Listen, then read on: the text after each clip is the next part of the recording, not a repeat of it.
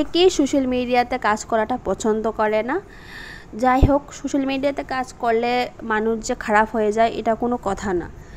তুই মানুষের সাথে সময় নষ্ট না করে, যে সময়টা ঘরের কাজকর্ম সেরে থাকে এই সময়টা নষ্ট না করে যদি আমি ফেসবুকে বা ইউটিউবে কাজ করি, আমার হিসাবে এটা কোনো খারাপ না।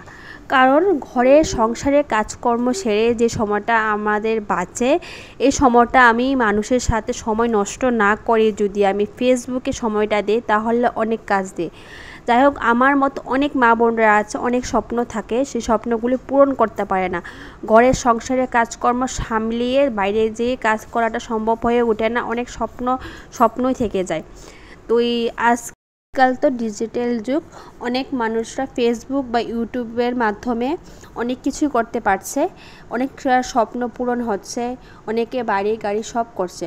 বাড়ি গাড়ির কথাটা বাদ দিয়ে যদি আমাদের ছোট ছোট স্বপ্নগুলো আমরা পূরণ করতে পারি ফেসবুকে বা ইউটিউবের মাধ্যমে, তাহলে খারাপ কিসের?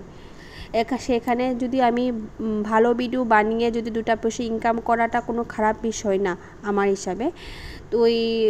তোমরা যারা সময় নষ্ট করছো করবে না, এখানে সময় দাও। তো চলো।